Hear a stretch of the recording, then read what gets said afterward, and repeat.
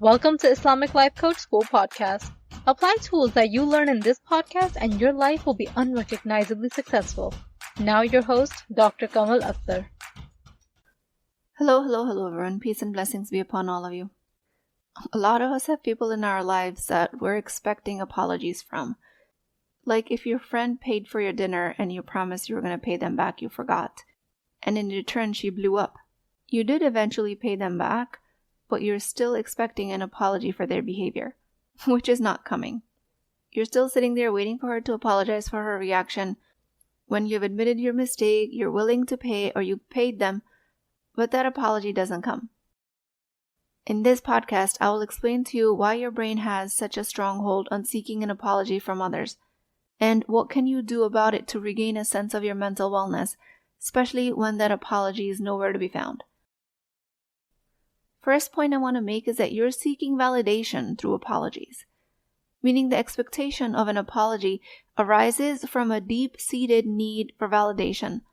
When someone wrongs us, we naturally want them to acknowledge their mistake, which will then validate our feeling and perspective. This need of an apology is essentially a need for somebody who's done you wrong to affirm that your hurt or anger is justified. But this reliance on external validation is problematic because it places your emotional well-being in the hands of others, and it leads to frustration and disappointment when the apology doesn't come. Recognize that seeking validation in this way is unproductive and emotionally draining.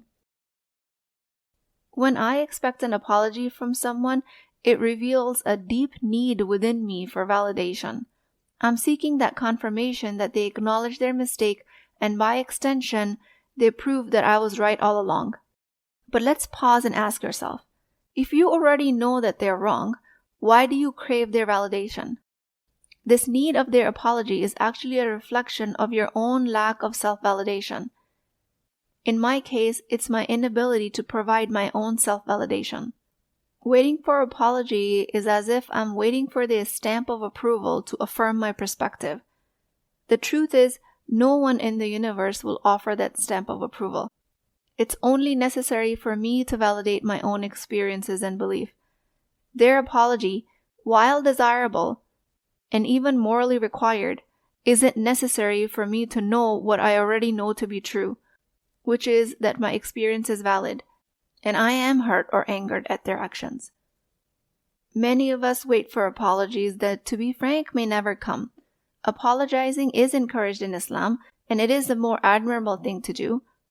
It's about owning your mistake and seeking forgiveness, but just if it's only because of your expectation, the other's reality might be completely different and they might not share this point of view.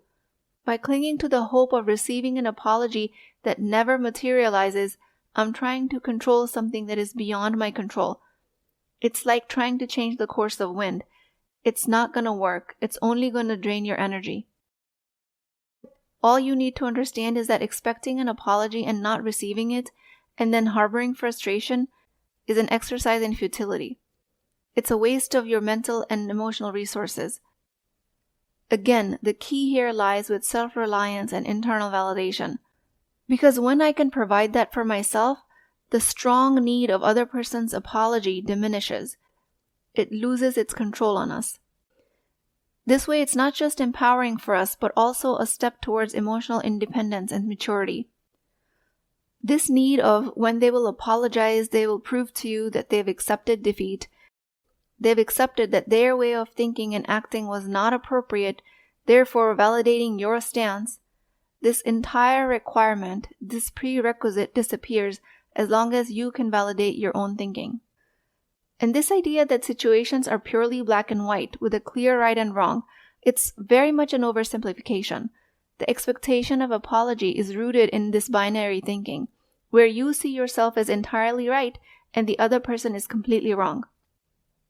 But most conflicts and interactions are on a spectrum, and perspectives vary depending on individual.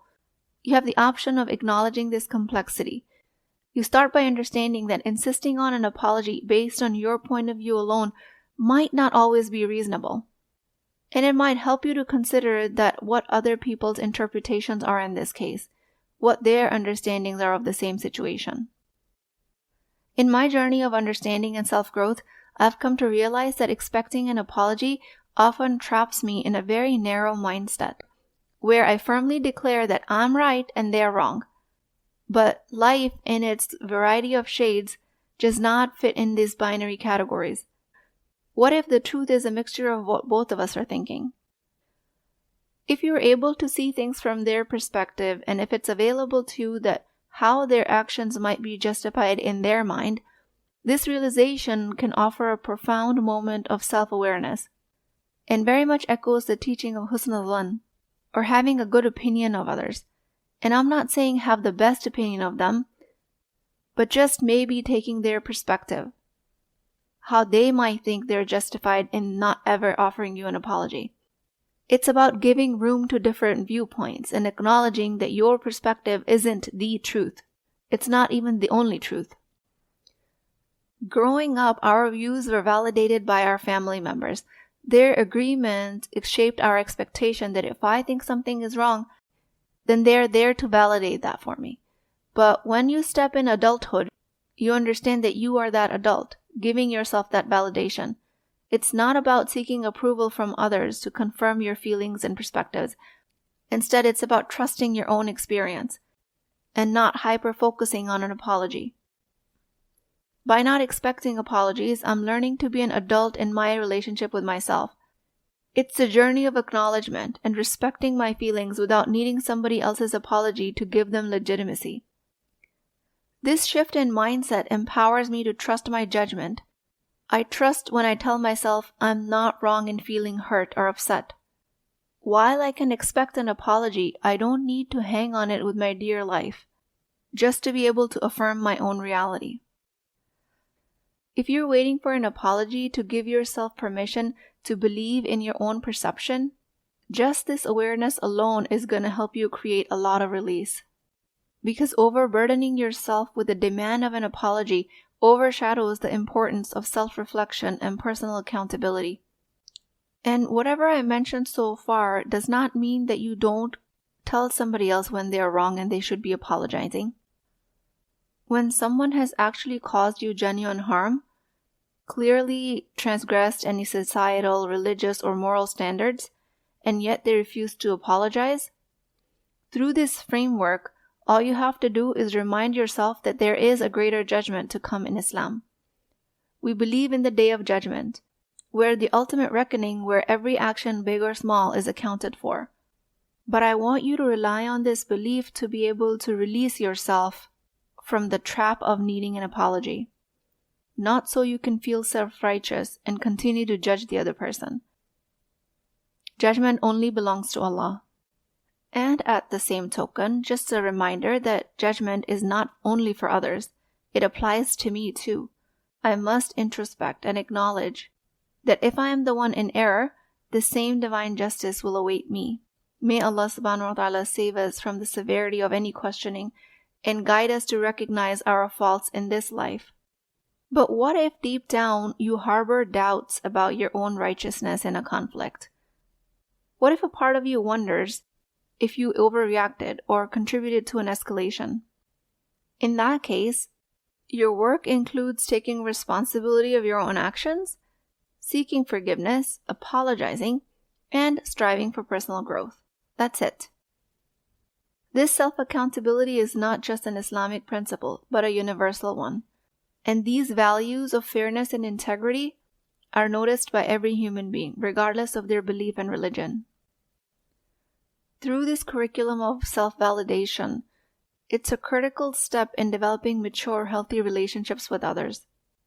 The cycle involves acknowledging your own feelings and experiences as legitimate, without needing anybody else to confirm them, especially with their apology.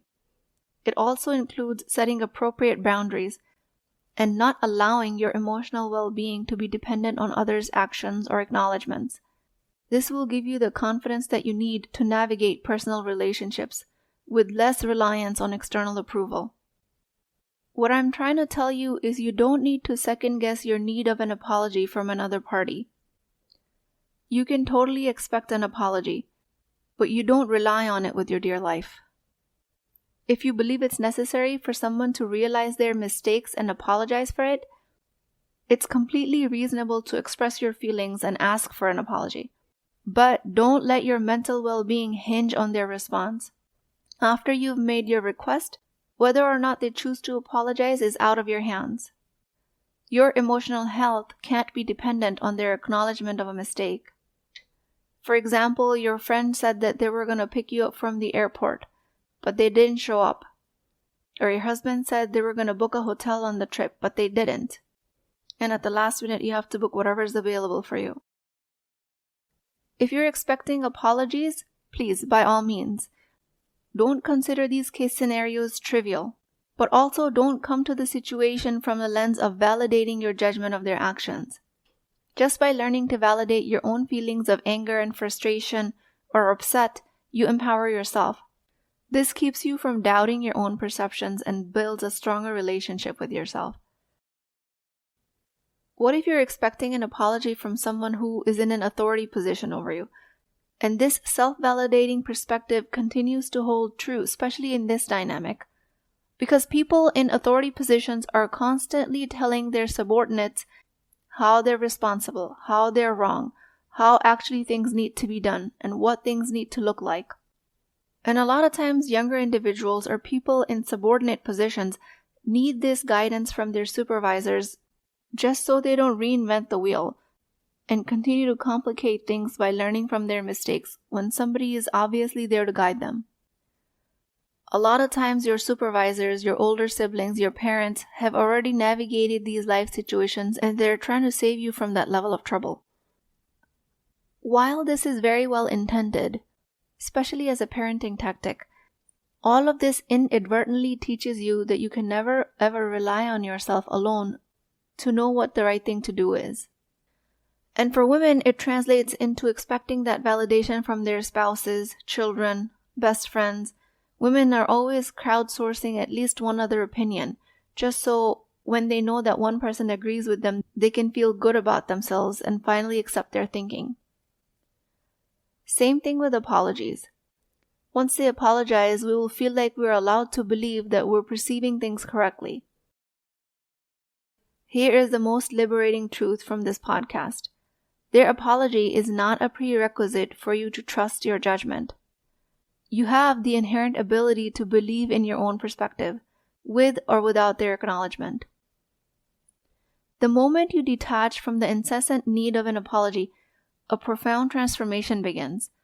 You find yourself entering a peaceful, more expansive state, free from chains and burdens. Self-doubt does not have to be your default state. When you choose to trust your own judgments, you break free from reliance on other people's apologies.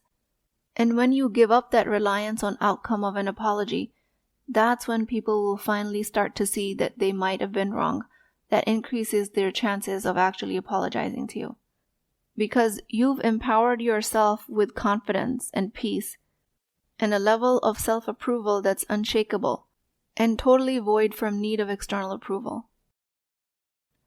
The work here for you might lie in releasing yourself from the grip of strong expectation of apology, and this is to just continue to give yourself a validation. Your stronghold of a need of an apology will release itself once you build a relationship with yourself.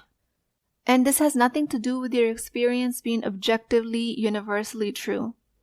It has to do with you accepting that your experiences are yours, and regardless of what other people agree with it or not, they are true to you. This is extremely important in abusive situations, where women never completely accept the belief that how they're being treated is not acceptable. They're always gaslighting themselves with thoughts like, it's not that bad. And by extension, they're letting their relatives and friends gaslight them, and how they make them believe that it's actually not that bad. Nothing else needs to be said if your nervous system is deciding how you are being treated or how you were treated is inappropriate, and if it brings up anger, resentment, or upset for you. This is a valid experience. You are the one holding it in your body.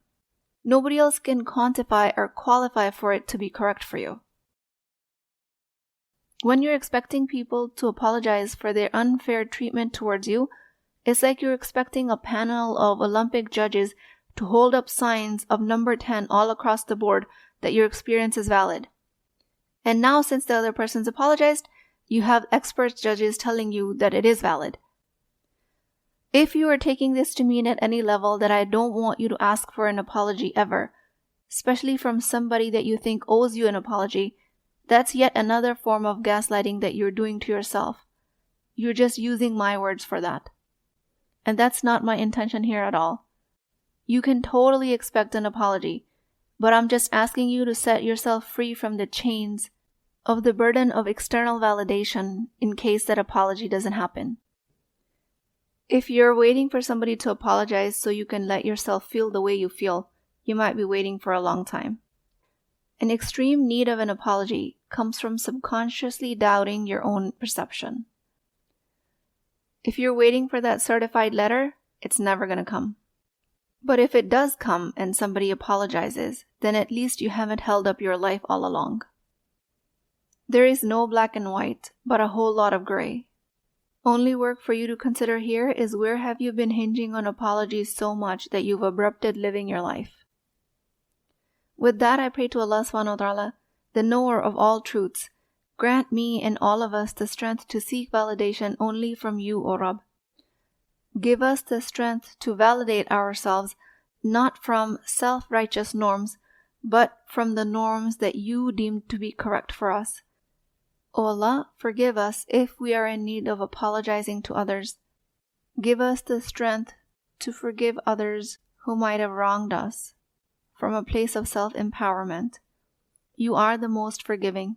Teach us to trust our own judgment and perception, and fill our hearts with peace and self-assurance. Ameen Ya Rabbul Alameen. Please keep me in your du'as. I will talk to you guys next time. If you're interested in getting coached by me, I'm offering a very affordable opportunity to do that with Wisdom Wednesdays. This is not a course, not a lecture. This is an opportunity for live coaching, real change with Islamic adab and etiquette. You do not need more information. You actually need a space to create change. At $19.99 a month, which is a price of takeout dinner, you as a Muslim woman will create confidence, intimacy, and connection without shame or fear of judgment, because your privacy is my highest priority. So join at www.islamiclifecoachschool.com, resources, Wisdom Wednesdays. I'll see you inside, inshallah.